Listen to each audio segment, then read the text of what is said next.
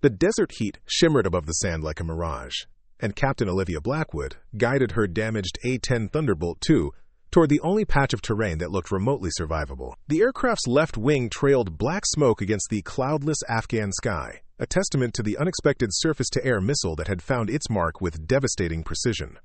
She preferred calculated risks to desperate gambles, but today fate had eliminated all better options. Before we jump back in, tell us where you're tuning in from, and if this story touches you, make sure you're subscribed, because tomorrow, I've saved something extra special for you. The unforgiving landscape of the Helmand Province stretched below her like a hostile sea, each ridge and valley potentially hiding enemies who had just proven their lethal intentions. As warning alarms screamed in the cockpit and hydraulic systems failed one by one, Olivia knew this wouldn't be the routine close air support mission she had briefed just hours earlier. The day was about to become a fight for survival that would test everything she had learned in 12 years of military service. The rocky outcropping that served as her impromptu landing strip came rushing up to meet her crippled aircraft. Olivia's gloved hands moved with practiced precision across the controls, muscle memory taking over where conscious thought had no time to form. The A-10's legendary durability would be tested to its absolute limits, and so would the pilot who had become one with her aircraft through countless combat missions. "Hawkeye 3-7, Mayday, Mayday," she transmitted, her voice carrying the controlled calm that had become her signature in crisis situations. "Taking fire, systems critical, emergency landing at coordinates Echo 5927. The response from her Squadron Operations Center crackled with static and urgency, but Olivia had already shifted her full attention to the survival challenge immediately at hand. The impact came harder than she had calculated.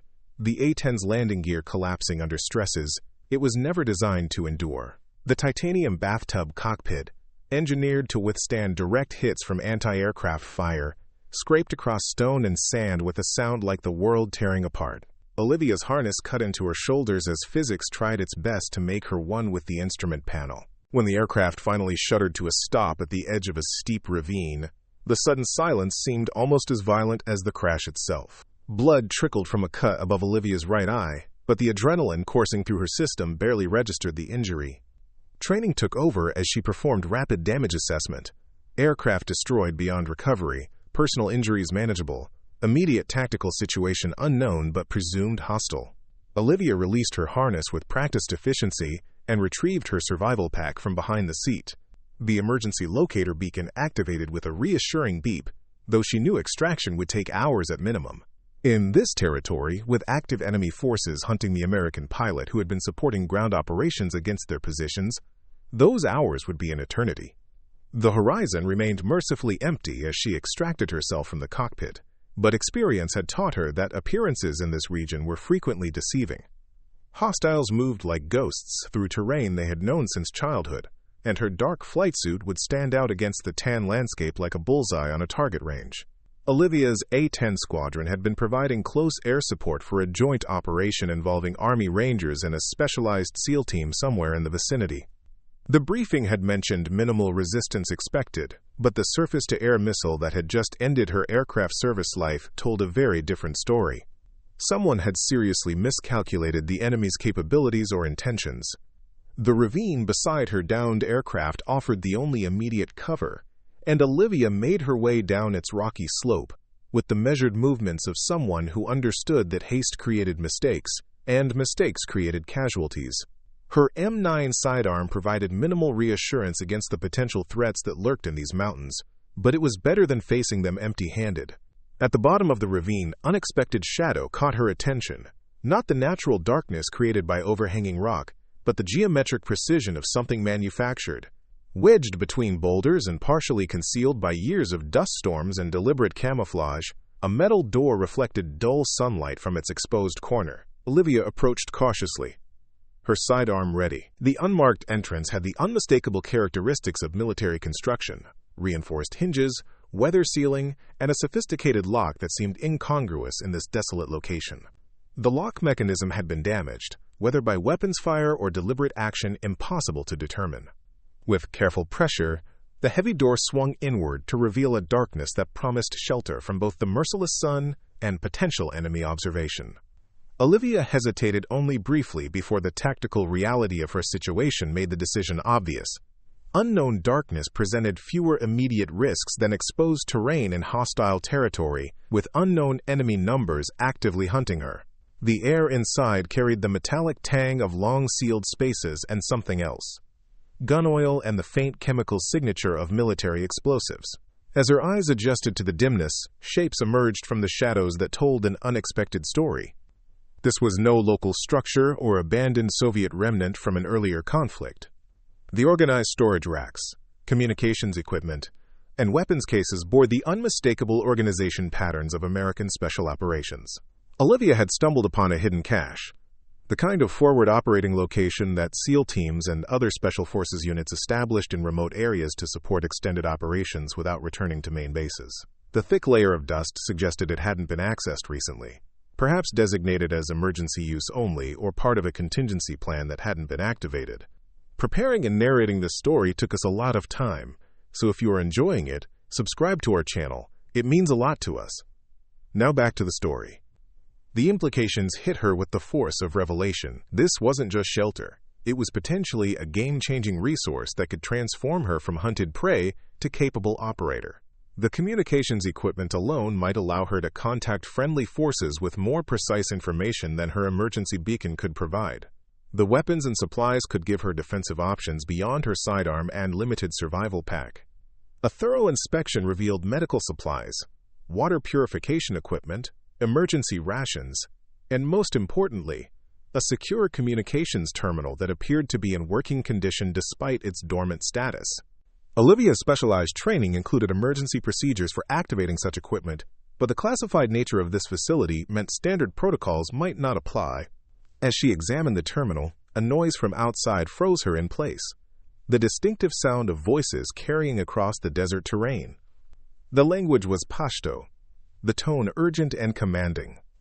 Her pursuers had found the crash site more quickly than expected, and it wouldn't take them long to discover the ravine and potentially the hidden entrance. Olivia secured the heavy door with minimal noise and activated the interior locking mechanism. The cache had clearly been designed with security in mind, including the ability to monitor the exterior without exposing oneself. A small, cleverly disguised viewing port allowed her to observe 3 armed men examining her downed aircraft with animated gestures and frequent radio communications. Their weapons and equipment suggested Taliban fighters rather than local militia, and their methodical search pattern indicated military training beyond the typical insurgent. These weren't opportunistic scavengers, but dedicated hunters with a specific mission to locate and capture or kill the American pilot. The stakes had just become clearer and considerably higher.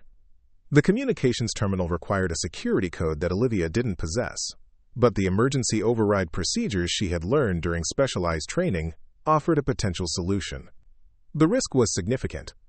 Incorrect attempts might trigger security protocols that could render the equipment unusable or, worse, signal its activation to monitoring stations that might no longer be under friendly control.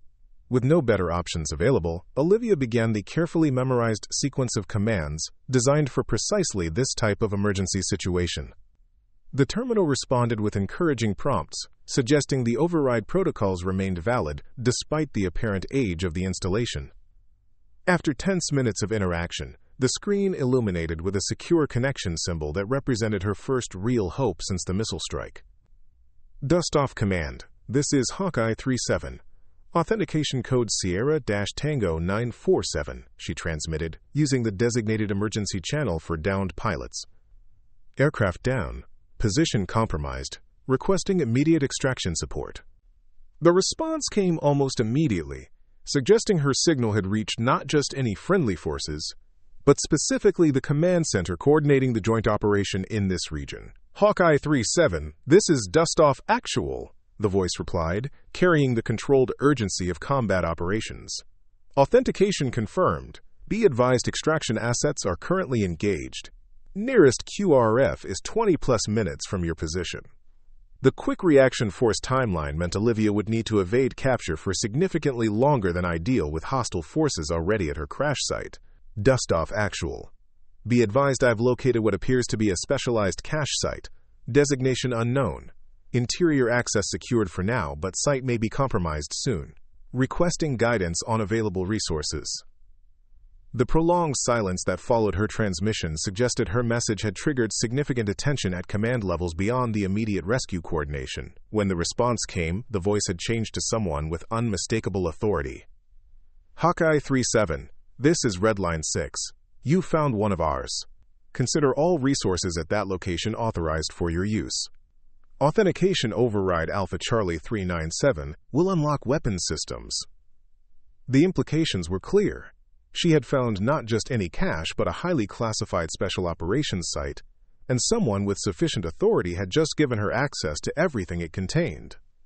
The authentication code unlocked hardened storage cases that revealed specialized weapons rarely seen outside elite units, suppressed carbines with advanced optics, specialized demolition charges, and communication gear that could integrate with any NATO military system.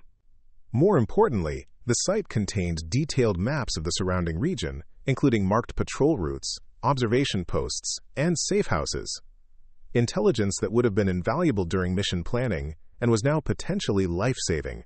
Outside, the search party had expanded to the ravine, methodically working their way toward her position. The cache entrance was well concealed, but dedicated searchers with knowledge of the terrain might eventually locate it.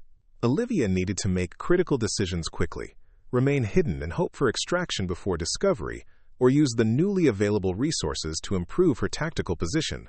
The specialized equipment included night vision devices, thermal imagers, and even a tablet with drone control capabilities. A quick inventory check revealed a small reconnaissance drone stored in a protective case, designed for covert surveillance in hostile territory. If operational, it would provide invaluable intelligence on enemy numbers and positions without exposing Olivia to direct observation. The drone activated with reassuring efficiency, its systems coming online despite extended storage. The tablet interface showed battery capacity at 78% sufficient for the immediate reconnaissance needs. Olivia programmed a search pattern covering the ravine and surrounding high ground, then launched the nearly silent device through a small ventilation port that maintained air circulation without compromising the cache's concealment. The imagery that appeared on the tablet transformed her understanding of the tactical situation. Not 3, but 17 armed fighters had surrounded her crash site, with more arriving on vehicles from the direction of a nearby village.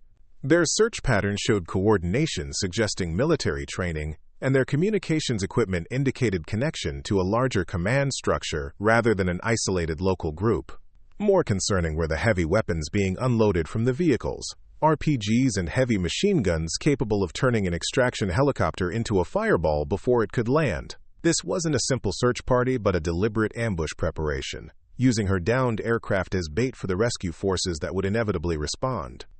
The revelation transformed Olivia's perspective. She wasn't just a pilot awaiting rescue, but the only person with direct knowledge of a trap that could cost numerous American lives. The extraction team would be flying into a prepared kill zone unless something changed the tactical equation. The specialized equipment surrounding her suddenly represented not just survival tools, but the means to potentially save her rescuers. Dust off actual. Be advised I have visual confirmation of enemy ambush preparation at crash site, she transmitted, uploading drone imagery through the secure connection. 17+ hostiles with heavy weapons establishing defensive positions around likely LZ. They're expecting company. The response carried the weight of command decisions being recalculated in real time. Copy your last, Hawkeye. Extraction assets are holding at safe distance pending updated tactical assessment. Can you maintain current position for extended duration? The question carried implications beyond the immediate crisis. Could she remain hidden while an alternative extraction plan was developed, potentially requiring hours or even days of evasion? The cache resources would support extended shelter, but once the enemy expanded their search patterns systematically, discovery remained a high probability. Affirmative on position holding capability, Olivia replied, mind racing through tactical options. But be advised current enemy search pattern suggests eventual compromise. Request permission to execute offensive action using available resources to disrupt enemy operations before extraction attempt. The extended silence that followed suggested her request had triggered significant discussion at command levels. What she was proposing went far beyond standard survival protocols for downed pilots. She was effectively volunteering to engage multiple enemy combatants using special operations equipment to create conditions for a safer extraction. Hawkeye 3-7, "This is Redline 6 again," came the eventual response. "Your assessment matches our concerns. Limited offensive action authorized to disrupt enemy ambush preparations. Primary objective remains your extraction.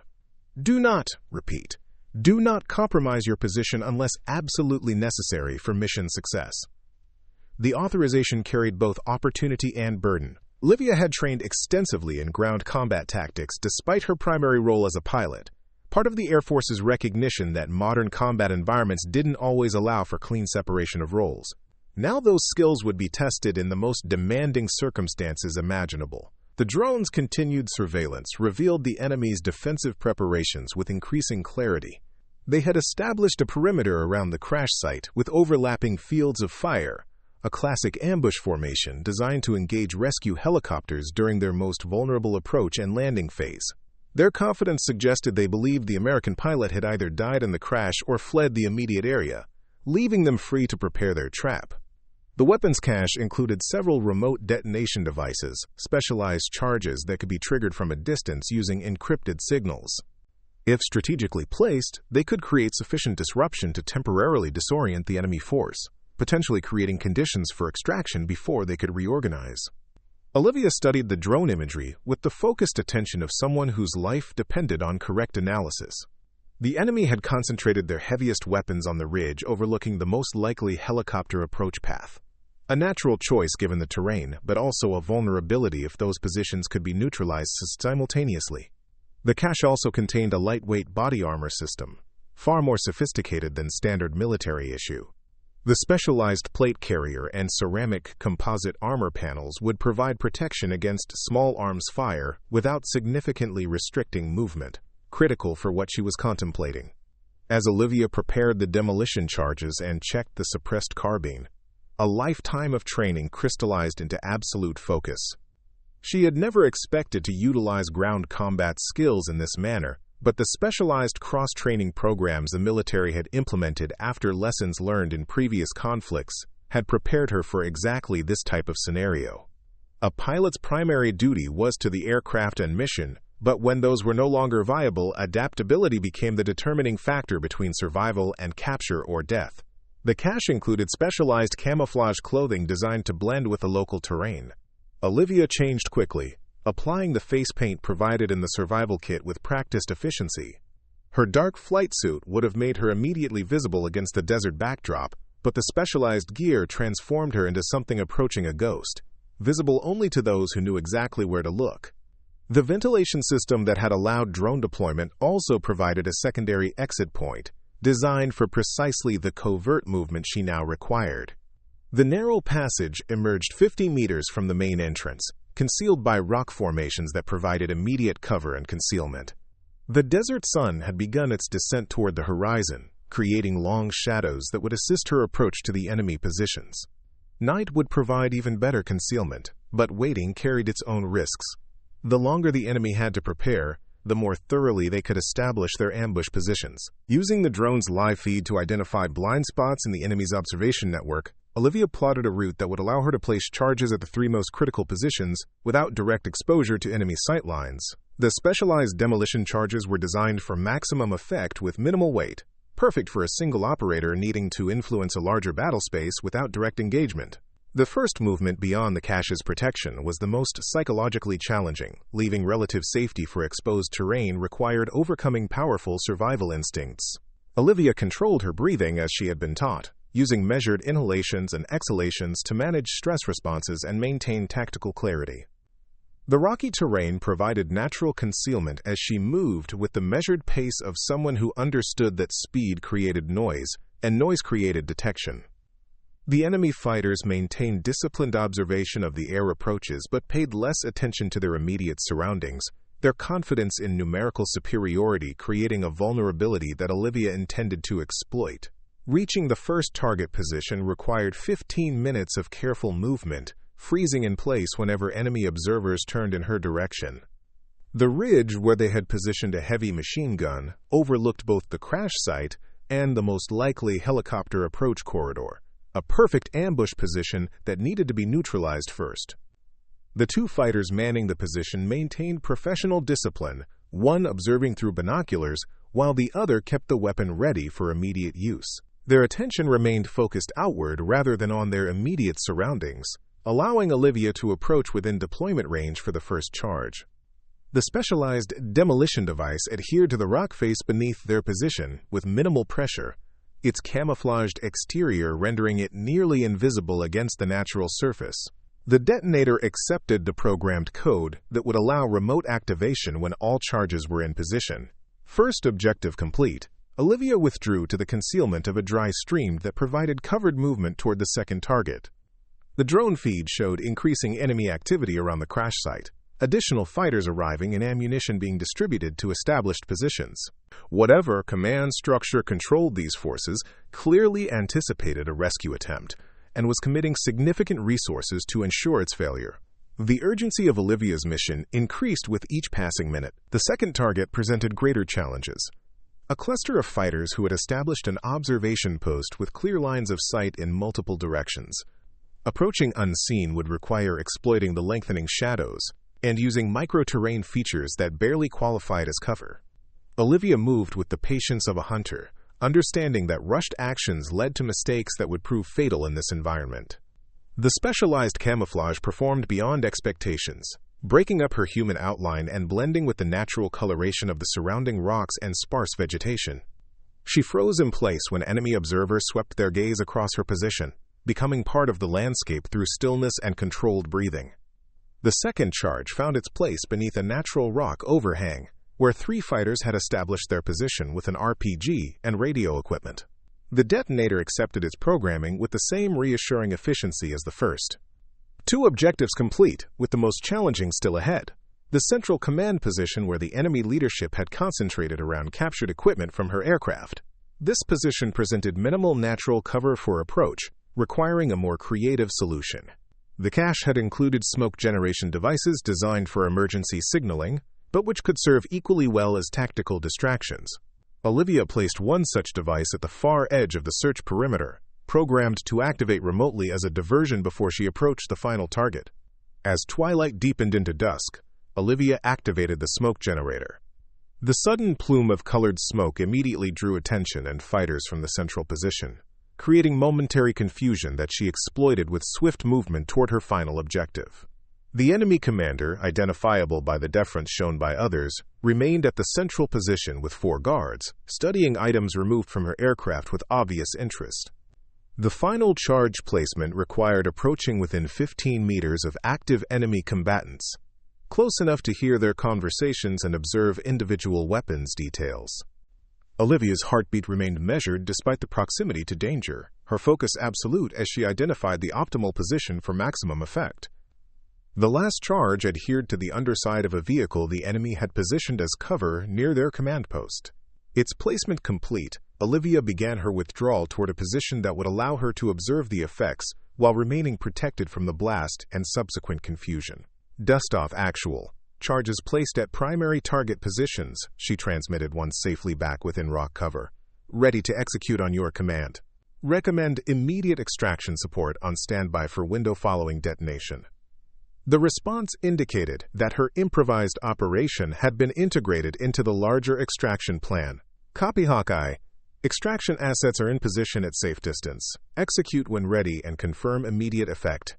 QRF will deploy based on your situation report following detonation. The moment of decision had arrived. Olivia verified the drone's position to capture maximum intelligence from the coming action, then entered the master detonation code with steady fingers. The specialized controller confirmed armed status for all 3 charges, awaiting only final execution command. Executing in 3, 2, 1. Olivia pressed the activation control with absolute certainty, knowing that the following moments would determine not just her survival, but potentially that of her extraction team as well. The coordinated detonation transformed the gathering darkness into momentary daylight. The specialized charges created concussive force and maximum disorientation rather than fragmentation effects, designed to neutralize enemy capability without necessarily causing maximum casualties. The primary targets, heavy weapons positions, and command structure disappeared in carefully calculated blasts that sent shockwaves across the entire ambush perimeter. The drone feed showed the immediate effect: fighters thrown to the ground by concussive force, command structures disrupted, and critical heavy weapons destroyed or disabled. The carefully prepared ambush had transformed into chaos in seconds, fighters running in multiple directions without coordinated leadership or clear objectives. "Dust off actual, detonation effective," Olivia transmitted, uploading real-time drone imagery. Primary targets neutralized, enemy forces disorganized, heavy weapons destroyed. Command structure disrupted. Recommend immediate extraction while window remains open. The response came with the urgency of combat operations shifting into high gear. Copy, Hawkeye. Extraction assets inbound. ETA 3 minutes to your position. Marking LZ with infrared strobe for positive identification. The specialized equipment included the exact infrared signaling device mentioned, designed to be visible only to aircraft using appropriate sensors. Olivia activated it at the edge of a small clearing that offered sufficient space for helicopter landing while maintaining maximum distance from regrouping enemy fighters. The sound of approaching helicopters carried across the desert, not the single rescue craft she had expected, but multiple aircraft moving in coordinated formation. The drone feed showed enemy fighters attempting to reorganize, but without their command structure and heavy weapons, their response remained fragmented and ineffective. 2 Blackhawks appeared over the ridge, one moving directly toward her infrared signal, while the other established a covering position with door gunners tracking any potential threats. The coordinated precision spoke of elite units rather than standard search and rescue. Special operations assets diverted to ensure extraction of both the pilot and potentially the contents of the compromised cache. As the first helicopter settled into the improvised landing zone, Olivia maintained security with the suppressed carbine, covering the most likely approach vectors against any enemy fighters who might have reorganized more quickly than anticipated. The aircraft touched down with rotor still turning, a hot extraction that minimized vulnerable ground time. A team of 4 operators emerged from the helicopter in tactical formation, establishing immediate perimeter security while one moved directly toward Olivia's position. The night vision equipment and weapons identified them as special operations forces, likely connected to the cache she had discovered. "Captain Blackwood?" the lead operator shouted over the rotor wash, his voice carrying despite the environmental noise. "Time to go home! Bring whatever you're carrying. Command wants a full debrief on how you turned this cluster into a win." Olivia moved toward the helicopter with the measured pace of someone conserving energy after extended high-stress operations. The specialized gear and weapons from the cache remained with her, valuable equipment that would return to its rightful users rather than being abandoned or destroyed. As she approached the extraction aircraft, a sudden movement in her peripheral vision triggered an immediate response. An enemy fighter, having avoided the main blast effects, appeared at the edge of the landing zone with weapon raised. Before the helicopter gunners could engage, Olivia had already pivoted and fired 3 precisely placed rounds from the suppressed carbine. The threat dropped without ever completing his attack, the specialized weapons system proving as effective as its reputation suggested. The lead operator nodded with professional appreciation as they reached the helicopter's open door. "Nice shooting, pilot," he observed, securing her equipment as they boarded. "Command said you'd gone full operator down here, but that was something to see firsthand." The Blackhawk lifted away from the landing zone as remaining enemy fighters finally organized enough to direct ineffective small arms fire at the departing aircraft. The door gunners responded with controlled bursts that suppressed the threat without needlessly extending the engagement. As the helicopter gained altitude and speed, Olivia finally allowed herself to process what had just occurred. In the span of hours, she had transitioned from routine close air support mission to downed pilot to impromptu special operator conducting a successful disruption operation against superior enemy forces.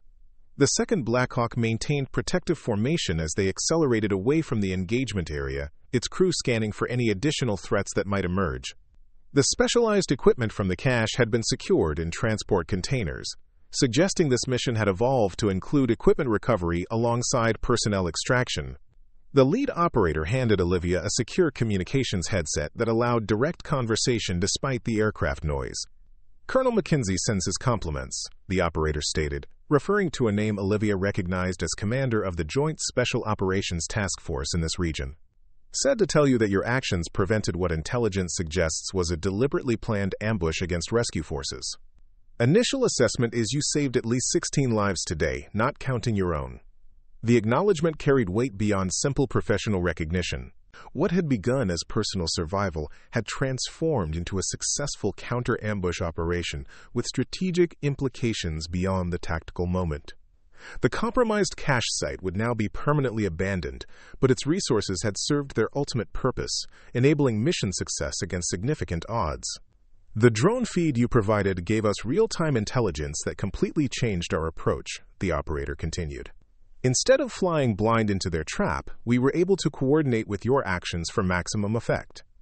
The colonel said to tell you that's textbook adaptation and exactly why cross-training programs exist. The lights of the forward operating base appeared on the horizon, marking the transition from hostile territory to relative safety. For the first time since the missile impact, Olivia felt the full weight of accumulated stress and physical exertion. The specialized training had prepared her for the actions required, but the physiological costs of extended high-stress operations remained universal. As the helicopters approached the base perimeter, radio communications indicated a reception committee awaiting their arrival. The specialized nature of the operation and equipment recovery had elevated this from routine pilot extraction to something requiring immediate command attention.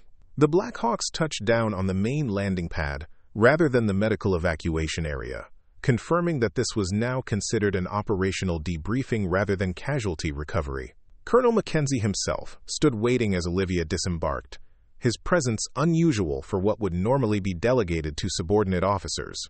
The operators who had conducted the extraction formed a respectful perimeter, their body language suggesting unusual deference to someone outside their normal chain of command. "Captain Blackwood," Mackenzie stated without preamble as she approached. "Your A-10 squadron commander suggested you were adaptable, but I don't think anyone anticipated this level of cross-domain effectiveness. Welcome back." His handshake carried genuine respect rather than perfunctory acknowledgement. The colonel gestured toward the awaiting vehicles. "Medical evaluation first. Then we'll need a comprehensive debrief on the cache site condition and contents. That location wasn't supposed to be discovered by anyone, friendly or otherwise, but you've turned a potential compromise into a significant tactical advantage." The medical facility hummed with quiet efficiency as Olivia sat on the examination table, her flight suit replaced by standard-issue medical scrubs. The doctor, a veteran of multiple combat deployments, methodically checked her vital signs with the practiced movements of someone who had treated every imaginable battlefield injury. Unlike most patients in his care, Olivia had walked in under her own power, her injuries limited to minor cuts, and the deep bruising that came from surviving a crash landing in an aircraft never designed for such maneuvers. "You're surprisingly intact for someone who just performed an impromptu landing in an A-10, the doctor observed, reviewing her vital signs on the tablet. That titanium bathtub cockpit earned its reputation today. His tone carried professional appreciation for engineering that had done its job under extreme conditions. Olivia nodded, her mind already processing the debriefing to come rather than dwelling on the physical discomfort of her current situation. "The Warthog protected me like it was designed to do," she replied, using the affectionate nickname pilots had given the A-10 Thunderbolt. "I just had to handle the rest." The rest represented a remarkable sequence of events that had transformed a routine mission into something that would likely appear in training scenarios for years to come. The discovery of the classified cache site, the improvised disruption operation, and the successful extraction had already begun generating significant attention at command levels far beyond her normal reporting chain. As the doctor completed his examination, a senior non-commissioned officer appeared at the doorway, with the purposeful bearing of someone carrying time-sensitive information. "Captain Blackwood, Colonel Mackenzie requests your presence in Secure Briefing Room 3 as soon as medical clearance is complete." The formality of the language contrasted with the almost deferential tone, suggesting word of her actions had already spread throughout the base. "She's cleared for duty," the doctor stated, signing the electronic form with practiced efficiency. "Recommend follow-up in 48 hours, but nothing requiring immediate restrictions." His professional assessment delivered, he offered a more personal observation. Whatever you did out there has the special operations community buzzing, Captain. That doesn't happen often. The secure briefing facility occupied a hardened structure at the center of the base compound, its reinforced walls and specialized security systems reflecting the nature of information discussed within its confines. The non-commissioned officer escorted Olivia through multiple checkpoints, each requiring increasingly sophisticated identification verification. This wasn't standard procedure for mission debriefings, even for sensitive operations. Inside Secure Room 3, the atmosphere carried the focused intensity of high-level operational assessment. Colonel Mackenzie stood at the head of the conference table, surrounded by officers whose insignia represented multiple branches of service and specialized units. The holographic display at the center of the table showed drone imagery from Olivia's operation, paused at the moment of coordinated detonation. "Captain Blackwood," Mackenzie acknowledged as she entered, gesturing toward an empty chair positioned prominently near his position. "Perfect timing. We were just reviewing the preliminary intelligence assessment from your operation." The term "your operation" carried implications that transcended her official role as an A-10 pilot, acknowledging ownership of actions that had extended far beyond standard protocols. As Olivia took her seat, she noted the mixture of expressions around the table: professional curiosity, analytical assessment, and something less common in these environments, genuine respect uninhibited by inter-service rivalry or chain-of-command considerations. Whatever had occurred during her absence from base had elevated this debriefing beyond routine after-action review. "Before we begin the formal debrief," Mackenzie continued, "there's something you should know about the significance of what you discovered." He activated a secure communication terminal embedded in the table surface, entering an authorization code that suggested extremely limited access protocols. "I've been authorized to share certain classified information that provides context for today's events." The holographic display shifted to show a topographical map of the region where Olivia's A-10 had been shot down, overlaid with operational data that carried classification markings she had never encountered, despite her considerable security clearance. The visualization highlighted multiple locations similar to the cache she had discovered, forming a pattern across the contested territory. "What you found was part of a network-designated shadowcast," Mackenzie explained, his voice carrying the measured precision of someone navigating carefully through highly classified material. "A contingency infrastructure established to support extended special operations in non-permissive environments where conventional support might be compromised or unavailable." The implications were significant. The cache hadn't been an isolated resource, but part of a larger strategic capability designed to sustain operations that officially didn't exist. The colonel continued, expanding on information that contextualized her discovery within operational history. "Shadowcast was established during the early phases of our presence in this region, when conventional logistics channels proved vulnerable to intelligence compromise. Special operations teams needed autonomous support capabilities that wouldn't appear in standard supply requisitions or location reporting. What you found was cache site Delta 7, inactive for nearly 3 years but maintained as contingency infrastructure." Around the table, heads nodded with understanding or recognition, suggesting several present had direct knowledge of the program, but had never expected it to become relevant to a conventional air support mission. One officer, wearing the subdued insignia of naval special warfare, leaned forward with particular interest. "The site should have remained uncompromised for years," the naval officer observed, studying the holographic display with focused attention. "The fact that you not only found it but successfully utilized its resources to counter a prepared enemy force represents adaptation beyond standard protocols." His assessment carried the weight of professional appreciation rather than mere compliment. Colonel Mackenzie activated another section of the holographic display, showing real-time drone footage of the ambush site Olivia had disrupted.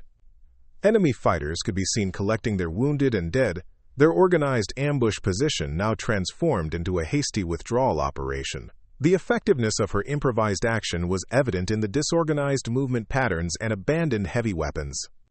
"Intelligence assessment indicates this wasn't an opportunistic engagement," Mackenzie continued, highlighting intercepted communications data that scrolled alongside the visual feed. "The surface-to-air capability that downed your A-10 represented a deliberate escalation, deployed specifically to create conditions for a larger ambush against rescue forces. The revelation transformed understanding of the day's events from unfortunate combat incident to deliberate enemy strategy." Olivia's A-10 hadn't been targeted merely as a high-value aircraft, but as bait in a larger trap designed to inflict maximum casualties on the subsequent rescue operation. We've identified increased chatter suggesting external support for this particular cell, added a woman whose insignia identified her as military intelligence. The missiles used against your aircraft aren't part of the normal inventory for insurgent forces in this region. Someone provided advanced capabilities specifically for this operation. The implications rippled through the room. External state actors potentially supporting insurgent forces with game-changing weaponry represented strategic concerns beyond tactical engagement parameters. Olivia's actions hadn't just saved the extraction team, but potentially prevented an incident with wider diplomatic and military repercussions. Captain, I need your detailed account of everything you observed at the cache site, Mackenzie stated, transitioning from strategic overview to specific intelligence collection. Condition of equipment, security systems, anything that might indicate whether the site had been compromised prior to your arrival. Olivia organized her thoughts with the methodical precision that characterized her approach to both flying and survival. The exterior camouflage remained intact and effective. I only noticed the entrance because I was directly in the ravine following the crash. The primary access showed damage to the locking mechanism that appeared consistent with weapons impact rather than deliberate breach attempt. Her description continued with detailed observations about interior conditions, equipment status, and operational readiness of the cached resources. The officers around the table occasionally interrupted with clarifying questions, but primarily allowed her unfiltered recollection to flow without interruption. The communications equipment activated normally using emergency protocols, suggesting security systems remained intact. Weapons and specialized gear appeared undisturbed, with all serial numbers matching inventory manifests stored in the system database. Nothing indicated prior unauthorized access or inventory compromise. The naval officer nodded with visible relief, making notes on his secure tablet. That aligns with our preliminary assessment. The site integrity appears maintained despite the lock damage, which satellite imagery suggests occurred during an airstrike against nearby positions approximately 14 months ago. Colonel Mackenzie directed the conversation toward the tactical decisions that had transformed Olivia from survival mode to active operator. Walk us through your planning process for the disruption operation. The drone footage shows remarkably effective charge placement against priority targets. Olivia activated the holographic interface from her position, manipulating the display to show the enemy positions as she had observed them through the reconnaissance drone. Their deployment followed standard ambush doctrine.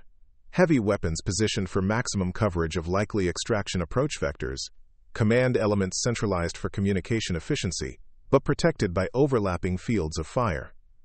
Her analysis continued with the detailed tactical assessment that had informed her target selection and operational approach. The Special Operations officers exchanged glances that suggested professional appreciation for analysis that mirrored their own doctrinal approach, despite coming from someone outside their community. I prioritized the heavy weapons positions first, Olivia explained, highlighting the ridge where the machine gun team had established overwatch.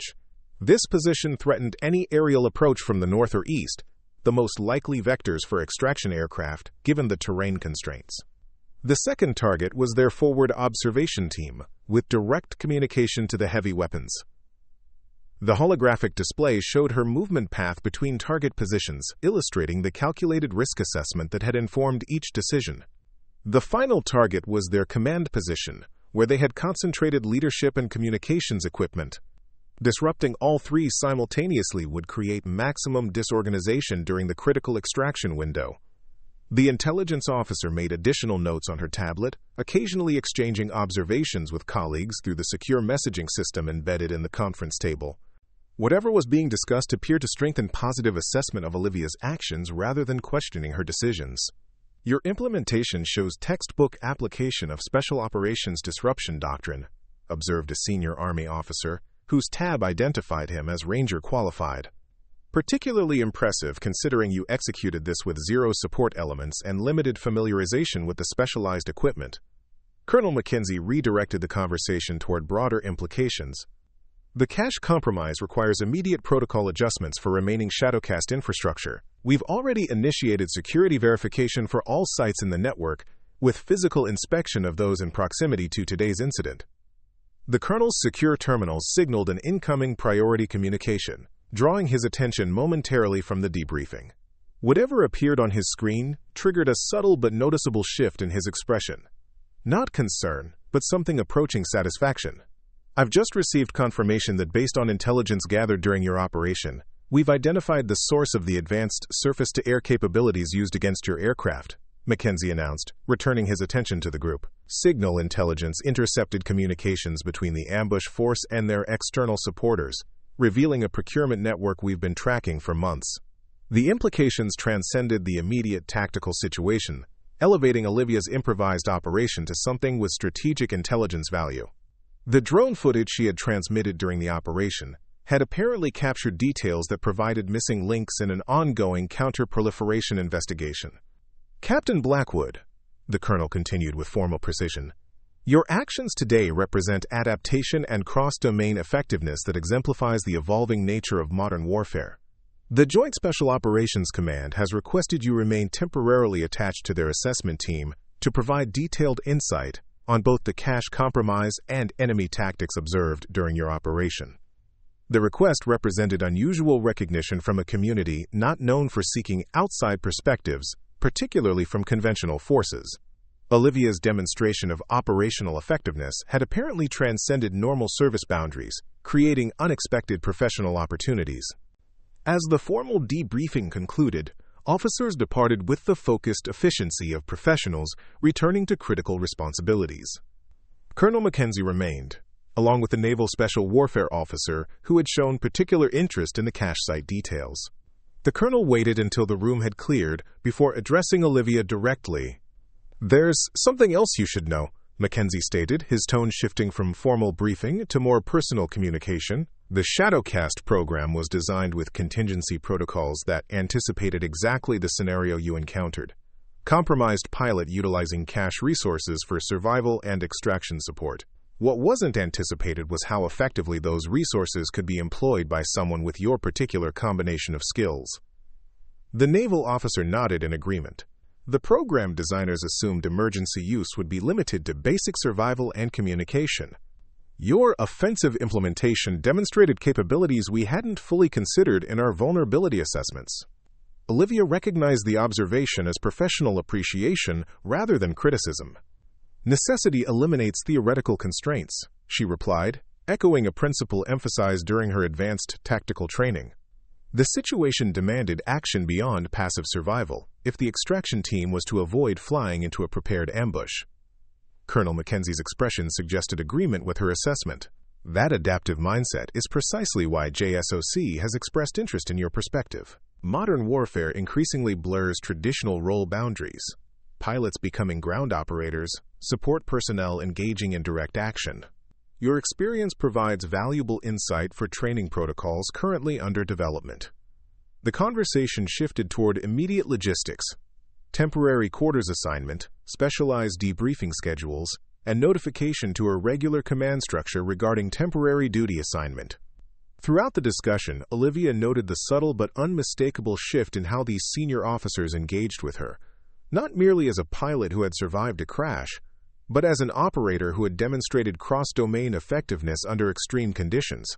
As the meeting concluded, Colonel Mackenzie offered a final observation that contextualized the day's events within larger professional development patterns. "Captain, what you experienced today represents the reality of modern combat operations.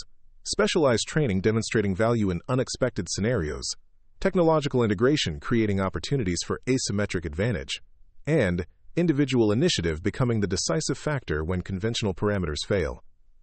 The naval officer added his own perspective, informed by years of special operations experience. "The most effective operators aren't defined by their primary specialty but by their ability to adapt core principles to changing circumstances. Today you demonstrated that adaptability transcends service-specific domains." As Olivia departed the secure briefing facility, the base had transitioned into evening operations, the reduced personnel movement creating an atmosphere of focused purpose rather than daytime activity. Personnel she passed regarded her with the subtle deference accorded to someone whose actions had entered the unofficial but powerful narrative that shaped military culture beyond formal recognition. At the temporary quarters assigned for her use during the extended debriefing period, Olivia found her personal effects had been retrieved from her squadron area and delivered with the efficient thoughtfulness that characterized support personnel who understood the physical and psychological needs of those returning from high-stress operations. The secure tablet provided for her use during the attachment period contained not just operational schedules but specialized reading materials classified well beyond her normal access level. The temporary clearance upgrade represented unusual trust in someone outside the special operations community, reflecting the value placed on her direct experience with compromised contingency protocols. As Olivia reviewed the materials, patterns emerged that connected her experience to larger operational concepts being developed for future implementation. The Shadowcast program represented one component of an evolving approach to warfare that recognized traditional force structure limitations in non-permissive environments where conventional support became unreliable or compromised. The theoretical frameworks described in the documents aligned remarkably well with the practical decisions she had made during her improvised operation: target prioritization principles, resource allocation under constrained conditions, and asymmetric advantage creation using limited assets against numerically superior forces. A message notification appeared on the tablet's secure communication system, a personal note from her squadron commander acknowledging her temporary assignment to JSOC, with the kind of supportive language that suggested pride rather than concern about cross-community deployment of one of his pilots. Blackwood, heard you've been teaching the special operations community how A-10 pilots handle contingencies. Your actions reflect exceptionally on the squadron and demonstrate why we emphasize adaptive tactical thinking alongside technical proficiency. Complete your assignment with JSOC, then return with whatever lessons benefit our training programs. Your aircraft will be replaced, but your experience has already proven irreplaceable, Colonel Harris. The recognition carried weight beyond formal commendation, representing the professional respect that motivated continuous improvement more effectively than any external reward system. Olivia had entered the elite community of those whose actions had expanded doctrinal understanding, rather than merely implementing existing protocols. 3 days into the specialized debriefing process, Olivia found herself in unfamiliar territory. Not just the secure underground facility where Joint Special Operations Command conducted its most sensitive assessments, but the professional landscape where her perspective as an A-10 pilot had become unexpectedly valuable to the special operations community. The reinforced conference room where she now stood represented the intersection of multiple warfare domains rarely brought together in such direct collaboration. "Run through the target prioritization sequence again," requested Master Chief Peterson, a weathered SEAL operator whose 20 years of combat experience had sculpted both his physique and his tactical thinking. The holographic display showed the enemy positions as Olivia had encountered them, frozen at the moment before her improvised operation began. Specifically the decision factors that led to the sequence you selected. Olivia manipulated the display controls with practiced efficiency, highlighting the heavy weapons position that had been her first target. Primary threat assessment focused on capabilities that could directly compromise extraction aircraft. The heavy machine gun here had clear fields of fire covering all likely approach vectors. Secondary priority was their observation team with direct communication to the weapons systems. The gathered operators, representing Army Special Forces, Navy SEALs, Air Force Special Tactics, and Marine Raiders, followed her explanation with the focused attention of professionals evaluating methodology rather than merely collecting information. What had begun as a standard intelligence debriefing had evolved into something more significant, an operational case study being actively incorporated into special operations training protocols. "Your approach mirrors our standard disruption doctrine," observed Captain Reynolds, the Army Special Forces officer leading the assessment team. "But you implemented it without support elements or formal training in these specific tactics. What training or experience informed those decisions?" The question represented the core purpose of this extended debriefing, understanding how specialized pilot training had translated so effectively to ground operations outside her primary domain. JSOC was actively developing cross-domain training protocols to enhance operational flexibility, and Olivia's experience represented valuable real-world validation of theoretical approaches. Advanced Tactical Training Program incorporated contingency scenarios where pilots might need to operate effectively on the ground, Olivia explained, referencing the specialized course she had completed 2 years earlier. The principles of asymmetric advantage apply regardless of domain, identifying critical nodes in enemy operations and disrupting them simultaneously to create maximum disorganization with minimal resources. Reynolds nodded with professional appreciation, The program architects would be gratified to see their training applied so effectively outside intended parameters. Your instructor evaluations mentioned adaptability as a particular strength, but this implementation exceeds anything anticipated in program development. The observation carried weight beyond mere compliment. Reynolds had been personally involved in developing the cross-domain training protocols that had informed Olivia's tactical decisions. Her successful implementation represented validation of training methodologies still considered experimental by traditional military structures. Master Chief Peterson directed attention to the specialized equipment Olivia had utilized from the cache site. Talk us through your familiarity with these systems. The drone operation particularly interests us. That model requires specialized configuration for optimal effectiveness. The question probed the boundaries between formal training and intuitive adaptation. The specialized reconnaissance drone represented technology normally restricted to special operations units, yet Olivia had employed it with remarkable effectiveness despite minimal prior exposure. The interface architecture followed logical organization principles similar to aircraft systems, she explained, demonstrating the control inputs she had used to program search patterns. Once I understood the basic command structure, the operational parameters became self-evident through the interface design. Whoever engineered these systems understood the importance of intuitive operation under stress conditions. The Special Operations Technology Officer present, a civilian specialist responsible for equipment development, made notes with particular interest. That's precisely the design philosophy we've emphasized. But real-world validation under these conditions provides invaluable feedback for future iterations. As the technical discussion continued, Olivia noticed a shift in how the operators engaged with her perspective, not as an outsider providing information about an isolated incident, but as a professional whose experience offered meaningful insight into their own operational domains. The traditional barriers between conventional and special operations forces had temporarily dissolved in recognition of shared tactical principles, transcending specific platforms or specialties. Captain Reynolds directed the conversation toward broader implications. The Shadowcast compromise has accelerated certain program developments that were previously theoretical. Command has authorized me to brief you on an initiative your experience directly influenced, with the understanding that this information remains compartmentalized. The room's security systems activated additional protocols, signal blocking technology, and enhanced surveillance countermeasures that suggested information of unusually sensitive classification. Whatever Reynolds intended to share transcended even the highly classified material already discussed during previous sessions.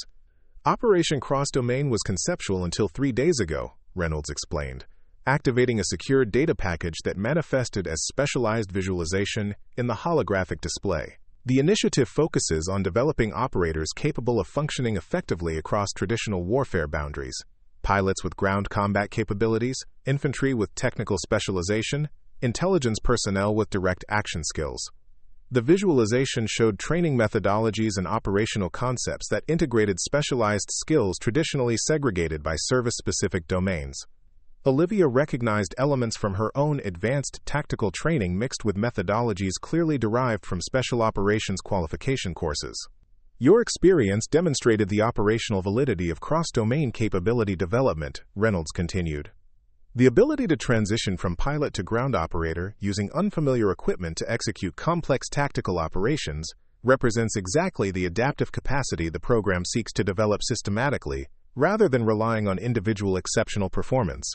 The implications were significant, not just acknowledgement of her specific actions, but recognition that those actions represented capabilities the military needed to develop intentionally, rather than leaving to chance or individual initiative. Olivia's experience was being translated into institutional knowledge, with potential to influence future force development. Master Chief Peterson added practical perspective from decades of operational experience. Special Operations has always valued adaptive capability, operators who can function outside primary specialization when circumstances require. What's changing is deliberate development of those capabilities rather than discovering them during crisis situations.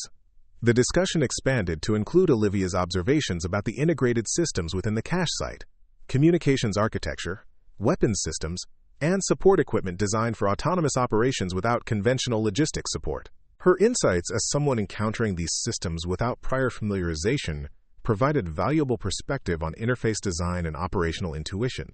"The drone control system particularly interests us," noted the technology specialist, referencing the reconnaissance platform Olivia had employed to gather critical intelligence. "You mentioned intuitive interface architecture. Can you elaborate on specific elements that enabled effective operation without prior training?"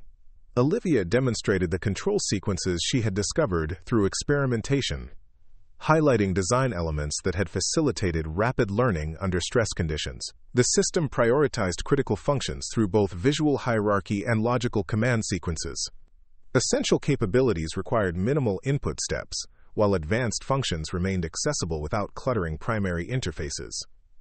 The specialist's notes became increasingly detailed as Olivia identified specific interface elements that had proved particularly effective during her improvised operation. The information would clearly influence future design iterations for systems intended to function across operator specialization boundaries. As the technical discussion concluded, Captain Reynolds shifted focus to the strategic implications of the cache compromise. "Based on your observations and subsequent intelligence analysis, we've initiated comprehensive security protocol revisions for all Shadowcast infrastructure. Your experience provided invaluable insight into vulnerability factors previously underestimated in planning assumptions." The acknowledgement carried weight beyond routine professional courtesy. Reynolds was effectively crediting Olivia's perspective with influencing strategic-level decisions about specialized infrastructure that represented years of development and significant resource investment. Her outsider perspective had revealed blind spots invisible to those working entirely within special operations paradigms. "The adaptive use of resources designed for survival to execute offensive operations particularly influenced our thinking," Reynolds explained. "Previous vulnerability assessments focused on compromise through enemy discovery rather than friendly personnel repurposing resources beyond intended parameters." The conversation transitioned toward personal professional implications as the formal assessment approached conclusion. Reynolds activated a secure communication terminal, confirming authorization for information beyond the immediate operational debriefing. "Command has authorized me to present an opportunity for continued involvement with program development," he stated, his tone shifting from assessment leader to professional recruitment.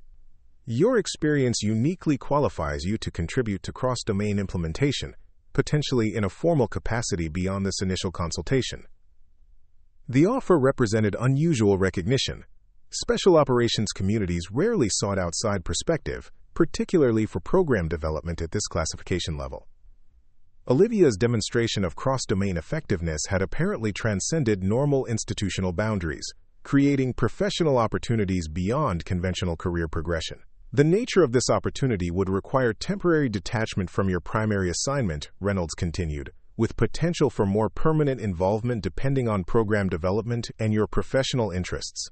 Command has already secured preliminary approval from your chain of command, contingent on your willingness to consider the assignment." The potential career implications were significant. Involvement with classified program development at this level would influence her professional trajectory, regardless of whether she returned to conventional aviation assignments or continued involvement with special operations initiatives. The decision represented a potential inflection point rather than merely a temporary duty assignment. "I'd need to understand the specific involvement parameters," Olivia replied, maintaining professional objectivity, despite the obvious recognition the offer represented. "My primary commitment remains to my squadron and airframe, but contributing to capabilities that might benefit others in similar situations carries obvious appeal." Reynolds nodded with understanding. "We anticipated that response, which frankly reinforces why your perspective would be valuable. The program needs input from operators committed to primary specializations but capable of functioning effectively across domains. The goal isn't creating generalists but developing targeted cross-capability where operational requirements demand it." The meeting concluded with arrangements for continued consultation during the remaining assessment period, with formal consideration of the program involvement offered to follow. As Olivia departed the secure facility, she encountered an unexpected presence in the adjacent coordination center. Colonel Harris, her squadron commander, engaged in discussion with senior JSOC leadership. Harris acknowledged her with the subtle nod that communicated volumes between professionals with established understanding. His presence at the Special Operations Facility suggested the program involvement offer carried more significant official support than Reynolds had explicitly stated. The colonel excused himself from his current conversation and approached with characteristic directness. "Blackwood, he greeted with the informal familiarity of a commander, confident in professional relationships. "Thought I should observe the assessment firsthand since they're attempting to recruit one of my best pilots." His tone carried no resentment, only professional interest in developments affecting his command resources. "Sir," Olivia acknowledged, uncertain whether the program details Reynolds had shared were known to her direct commander. "I wasn't aware you'd been briefed on the cross-domain initiative." Harris gestured toward a more private area of the coordination center. "Received the classified brief yesterday from General Mitchell himself. Apparently, your impromptu ground operation caught attention considerably above normal incident response channels. The reference to JSOC's commanding general confirmed the institutional significance being attached to her experience, attention that transcended routine recognition for successful contingency operations." Harris continued with the practical perspective that characterized his leadership style. "They want your involvement in program development for at least 6 months, potentially longer depending on implementation progress," he explained, confirming knowledge of details Reynolds had only outlined conditionally. "I've approved conditional release from squadron duties, with stipulations regarding eventual return to primary assignment. Your career remains with the A-10 community, but this temporary development opportunity offers unique value to both services." The colonel's support removed potential professional concerns about temporary assignment outside primary duties. Harris had established reputation for protecting his pilot's career interests while supporting development opportunities that benefited both individual and service needs. "The cross-domain concept has merit," Harris continued, demonstrating familiarity with program details beyond mere administrative approval. "Aviation has traditionally maintained artificial separation from ground operations, despite obvious tactical integration requirements. Your experience demonstrates the operational value of cross-capability development without compromising primary specialization excellence." His assessment aligned with Reynolds' program description while adding perspective from conventional aviation command viewpoint. Harris had built reputation for progressive thinking within traditional service structures, recognizing emerging requirements while maintaining core capabilities that define specialized units.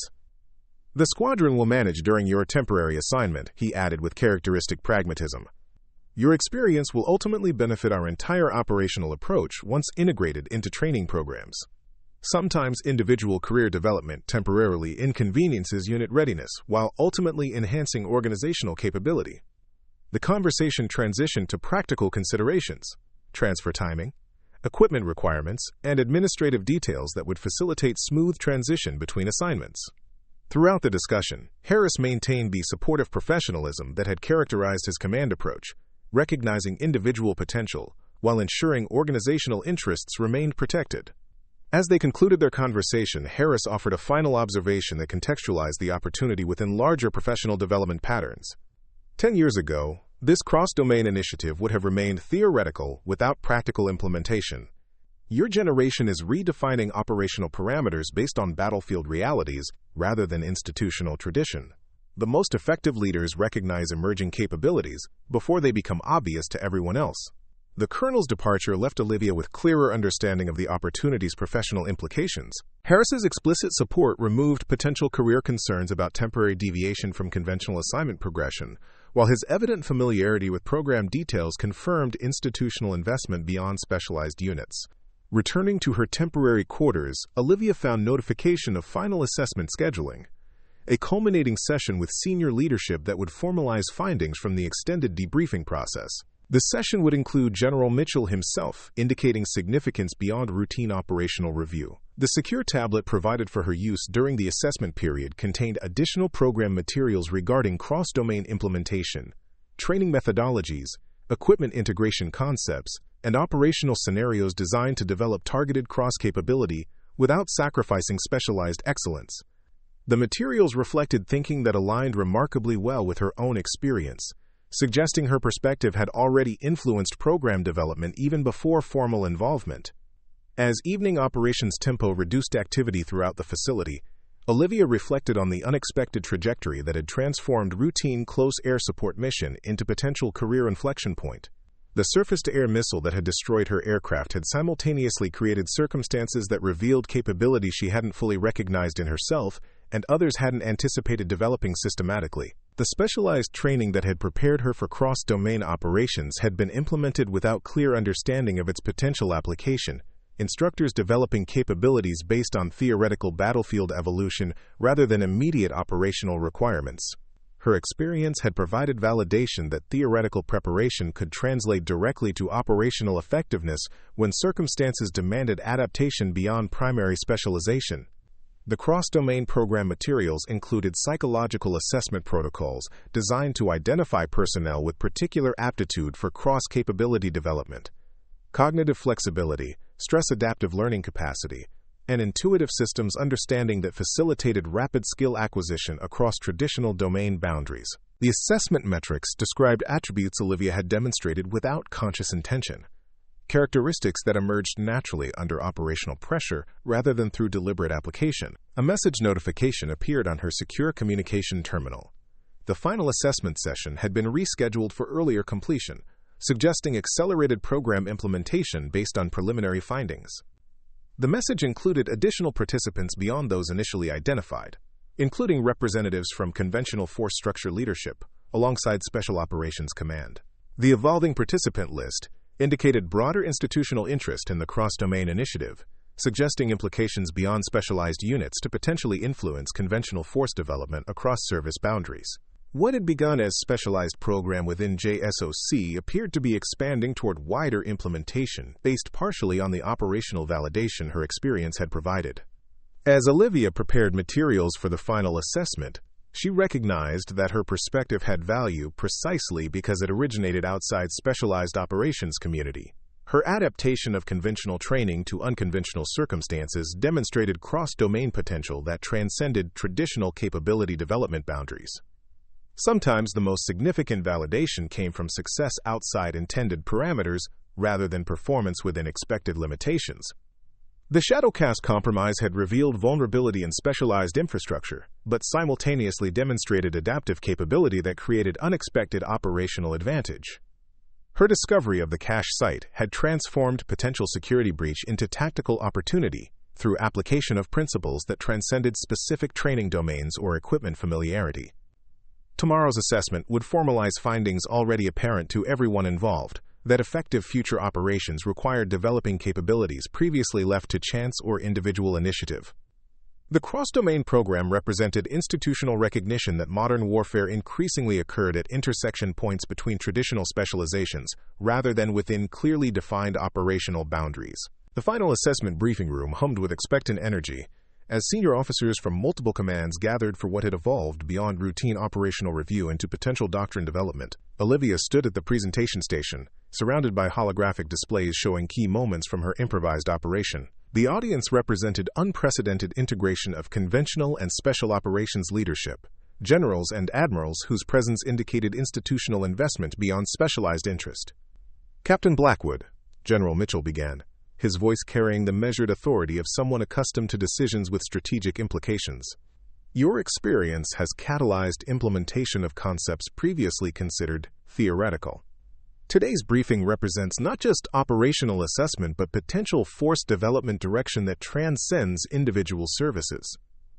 Mitchell's 30-year career had progressed from direct tactical operations to strategic command, his perspective informed by evolution through multiple warfare generations. His personal attendance at this assessment indicated significance beyond routine recognition or program development. The cross-domain initiative had apparently captured attention at levels that could influence institutional direction beyond immediate operational application. Olivia activated the primary display sequence showing her discovery of the Shadowcast cache and subsequent tactical implementation of its resources. The specialized equipment functioned exactly as designed despite extended storage, she explained, highlighting the operational effectiveness of systems designed for contingency deployment. Interface architecture facilitated intuitive operation without prior familiarization, allowing effective implementation under time-critical conditions. The gathered officers followed her presentation with the focused attention of professionals evaluating capability rather than merely acknowledging achievement. Questions probed specific aspects of her decision-making process, technology interaction, and tactical prioritization, exploring how conventional training had translated to unconventional application with remarkable effectiveness. Admiral Hartmann, commander of Naval Special Warfare Command, directed attention to the drone operation that had provided critical intelligence. Your utilization of the reconnaissance platform demonstrated capabilities beyond intended parameters. Describe the specific interface elements that facilitated effective operation without specialized training. The question explored intersection between technology design and cross-domain operation, identifying specific elements that enabled skill transfer across traditional specialization boundaries. Olivia highlighted the intuitive control architecture that had allowed rapid capability implementation despite minimal familiarization time. The system prioritized essential functions through logical command hierarchy, she explained, demonstrating control sequences through the holographic interface. Primary capabilities required minimal input steps while preserving access to advanced functions through intuitive menu progression. The design philosophy appeared to anticipate operation under stress conditions by operators without extensive system-specific training. The technology specialist present made detailed notes with particular interest, clearly identifying design elements that facilitated cross-domain effectiveness. Hartmann's follow-up questions explored how this experience might inform future equipment development for forces increasingly required to operate across traditional capability boundaries. General Mitchell redirected discussion toward broader implementation implications. The cross-domain initiative has transitioned from theoretical development to accelerated implementation based partially on your operational validation. The Joint Chiefs have authorized expanded program parameters beyond special operations to include conventional force integration. The announcement represented significant elevation beyond specialized program development. Integration with conventional forces indicated institutional commitment at levels that could influence military evolution beyond immediate operational application. What had begun as specialized capability development had expanded toward potential force-wide implementation based on demonstrated operational effectiveness. Lieutenant General Wallace, representing conventional Air Force leadership, joined the discussion with perspective from traditional service structure. Captain Blackwood's experience validates concepts we've been exploring through advanced tactical training without clear implementation pathway. The cross-capability demonstration provides operational validation that theoretical approaches translate effectively to real-world application. Wallace's presence represented acknowledgement that the implications extended beyond special operations to influence conventional force development across service boundaries. His explicit support indicated institutional recognition that future warfare increasingly required capabilities traditionally segregated by specialized training pipelines. The Advanced Tactical Training Program incorporated elements previously considered exclusive to Special Operations qualification. Wallace continued, acknowledging the deliberate cross-pollination that had informed Olivia's preparation. Captain Blackwood's successful implementation demonstrates that targeted cross-training creates operational advantage without compromising primary specialization excellence. The observation highlighted key philosophical approach underlying the cross-domain concept, developing specific capabilities across traditional boundaries without attempting to create generalists who sacrificed specialized expertise. The goal wasn't eliminating specialization, but creating deliberate overlap where operational requirements demanded cross-domain effectiveness. General Mitchell activated the secure terminal embedded in the conference table, entering authorization codes that suggested information beyond even this gathering's high classification level. Based on this operational validation and subsequent assessment, the Joint Requirements Oversight Council has approved accelerated cross-domain implementation effective immediately. Captain Blackwood, you're being offered formal involvement in program development based on your demonstrated cross-capability effectiveness. The formal offer represented recognition beyond professional courtesy, institutional acknowledgement that her experience provided valuable perspective for capability development traditionally restricted to specialized communities. Mitchell continued with details that expanded the opportunity beyond temporary consultation. The position involves 6-month initial assignment to Joint Special Operations Command with potential extension based on program development progress. Your primary responsibilities would include training protocol development, equipment assessment, and operational scenario design for cross-domain implementation. Colonel Harris has approved conditional release from your squadron with guaranteed return to primary assignment following program development contribution. The specificity indicated careful coordination between commands to facilitate involvement without compromising career progression within her primary specialization. The arrangement reflected the core cross-domain philosophy, developing cross-capability without sacrificing specialized excellence that defined operational effectiveness within primary domains. Olivia acknowledged the offer with professional appreciation while maintaining appropriate reservation pending formal details. "I'm honored by the opportunity and recognition of potential contribution value. My primary commitment remains to operational excellence within my specialization, but contributing to capabilities that might benefit others in similar circumstances carries obvious professional appeal." Admiral Hartman nodded with approval at her balanced response. "That perspective precisely qualifies you for this contribution. We need input from operators committed to specialization excellence, while recognizing the operational value of targeted cross-capability development. The goal isn't creating generalists, but developing specific overlapping capabilities where battlefield reality demands them." The assessment transitioned to detailed program implementation discussion, with Olivia's experience providing practical context for theoretical approaches previously developed without operational validation. Throughout the conversation, the gathered leaders demonstrated unusual integration across traditional service boundaries. Special operations and conventional forces united by recognition that future warfare increasingly occurred at intersection points between specialized capabilities. As the formal assessment concluded, General Mitchell requested private conversation with Olivia before she departed the secure facility. The side office where they spoke carried the functional minimalism that characterized operational leadership spaces. Practical functionality without status signifiers beyond authority inherent in command responsibility. "There's context for this program beyond what we've discussed in formal assessment," Mitchell explained, his tone shifting from institutional authority to professional mentorship. "The cross-domain initiative represents a philosophical approach to warfare evolution that transcends specific operational application. Your experience demonstrated principles we've been developing theoretically without clear implementation pathway." The general activated a secure display showing operational statistics from recent conflicts, highlighting incidents where traditional force structure limitations created vulnerabilities subsequently exploited by adaptive adversaries. "Modern warfare increasingly occurs in spaces between traditional specializations rather than within clearly defined operational boundaries. Adversaries deliberately target these seams, exploiting organizational separation that creates operational vulnerability despite individual capability excellence." The analysis illustrated fundamental challenge the cross-domain initiative sought to address: not deficiency in specialized capability, but vulnerability created by institutional separation between complementary operational domains. Mitchell continued with perspective informed by evolution through multiple warfare generations. Previous approaches attempted creating multi-domain specialists. Operators expected to maintain excellence across multiple specialized disciplines simultaneously. Experience demonstrated the impracticality of that approach, given the complexity of modern warfare systems and tactics. The cross-domain philosophy represents a fundamental shift toward targeted capability development at specific intersection points rather than generalized multi-domain expertise. The distinction highlighted why Olivia's experience provided particularly valuable validation.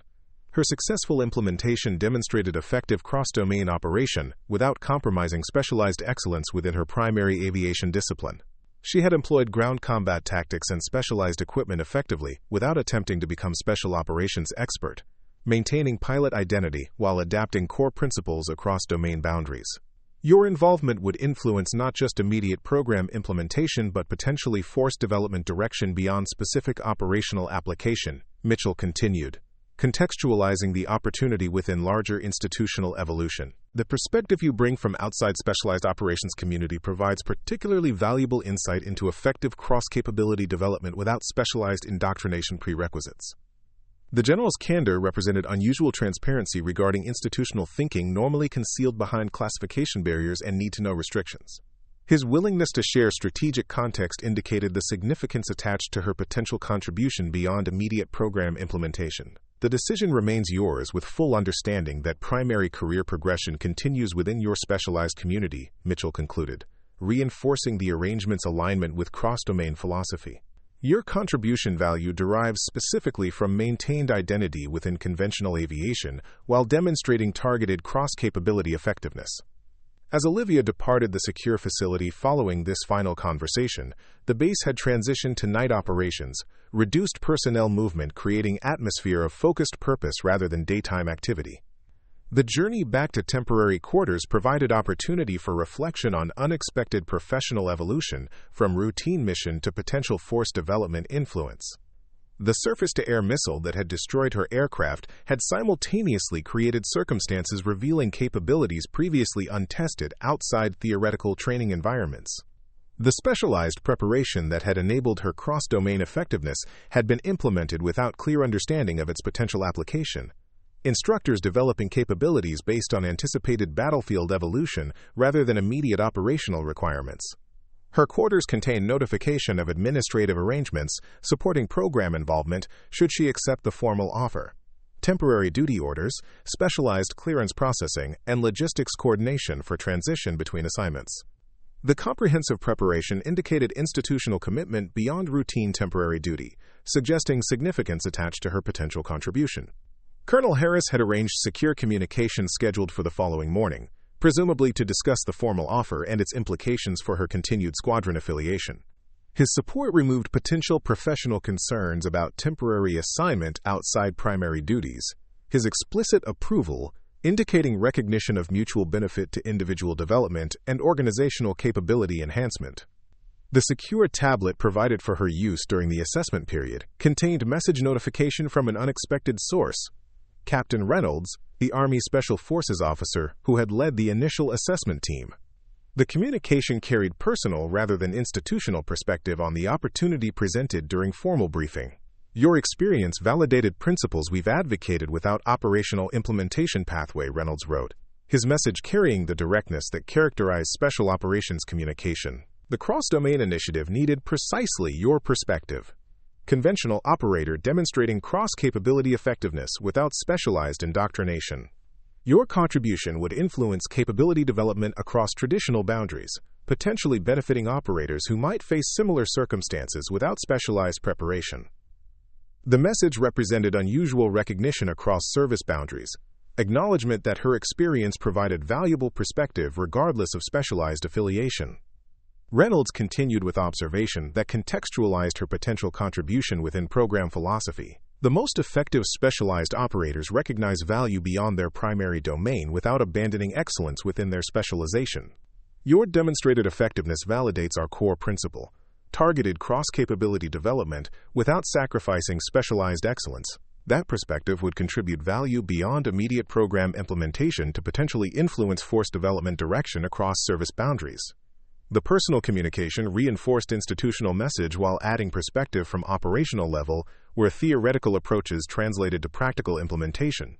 Reynolds' recognition carried weight precisely because it originated from specialized community traditionally skeptical of outside perspective.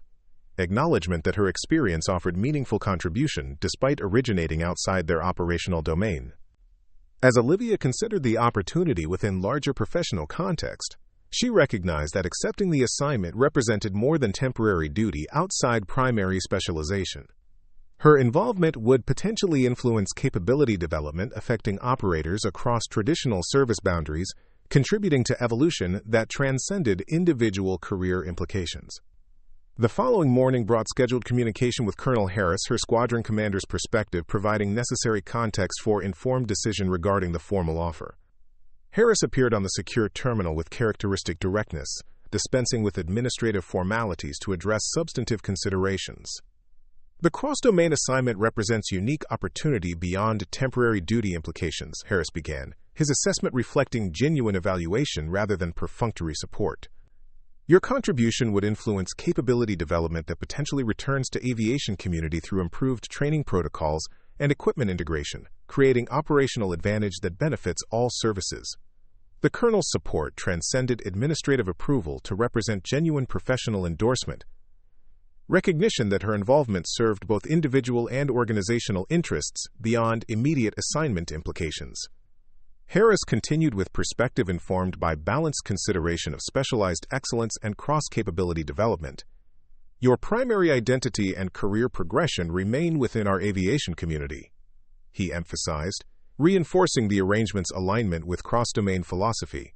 This temporary assignment represents opportunity to contribute beyond immediate operational effectiveness to potentially influence force development affecting future operators across service boundaries. Their conversation expanded to include practical considerations, seamless transition between assignments, maintained connection with squadron developments during temporary duty, and eventual return to primary responsibilities with experience that enhanced rather than detracted from specialized excellence. Throughout the discussion, Harris maintained the supportive professionalism that characterized his command approach, recognizing individual potential while ensuring organizational interests remained protected. "The decision remains yours with full understanding of both opportunity and commitment," Harris concluded, his balanced perspective providing necessary context for informed choice. "Your demonstrated effectiveness created this opportunity, and your continued excellence will determine its ultimate impact beyond immediate program implementation."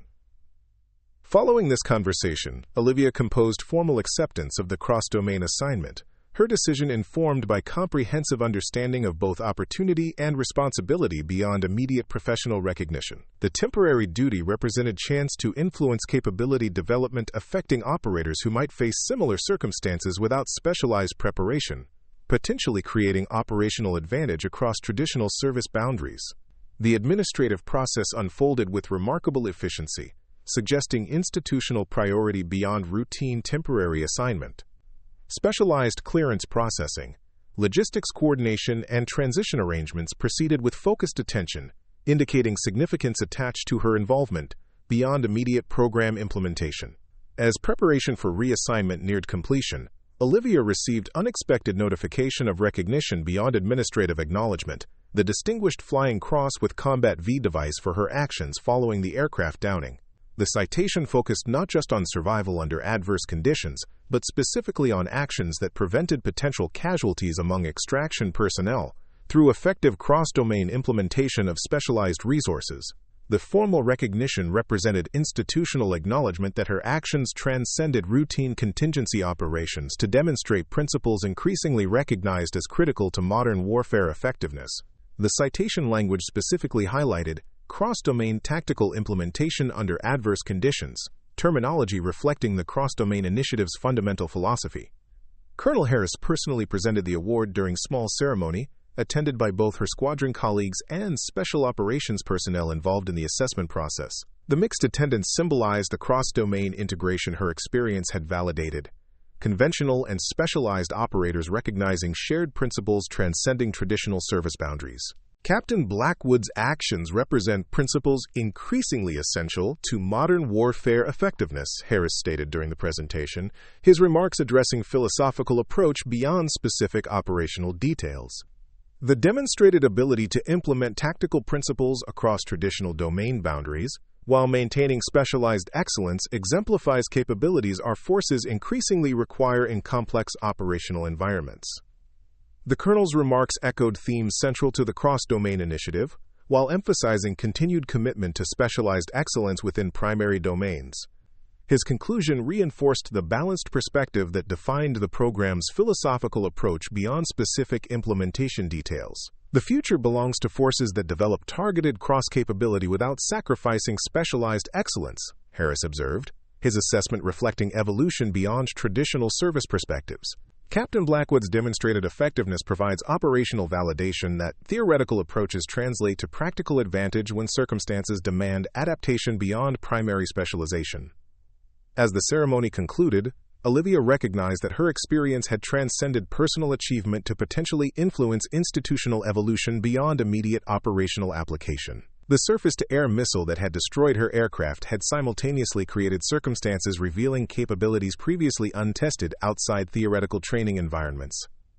Demonstration that preparation could translate directly to effectiveness when battlefield reality demanded adaptation beyond anticipated parameters. Tomorrow would bring transition to Joint Special Operations Command and formal involvement with program development that potentially influenced force evolution across traditional service boundaries.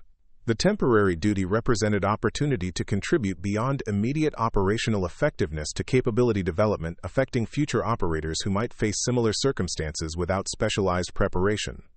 The unexpected trajectory from routine close air support mission to potential force development influence illustrated principle increasingly recognized across service boundaries. That modern warfare occurred at intersection points between traditional specializations, rather than within clearly defined operational domains. Her experience had demonstrated that targeted cross-capability development created operational advantage without requiring abandonment of specialized excellence that defined effectiveness within primary domains. As Olivia prepared for departure the following morning, she reflected on the foundational insight emerging from her experience, that the most effective operators recognized value beyond their primary domain without abandoning excellence within their specialization. The cross-domain initiative represented institutional acknowledgement of principle demonstrated through her improvised operation.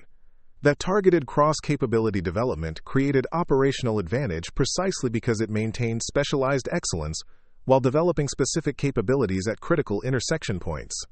The A-10 that had been shot down over hostile territory had been replaced in the squadron inventory, but the insights revealed through that experience would potentially influence capability development across traditional service boundaries for years to come. Sometimes the most significant contributions emerged from circumstances that initially appeared disastrous.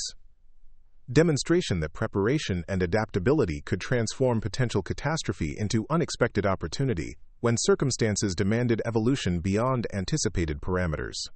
Up next, you've got 2 more standout stories right on your screen. If this one hit the mark, you won't want to pass these up. Just click and check them out. And don't forget to subscribe and turn on the notification bell so you don't miss any upload from us.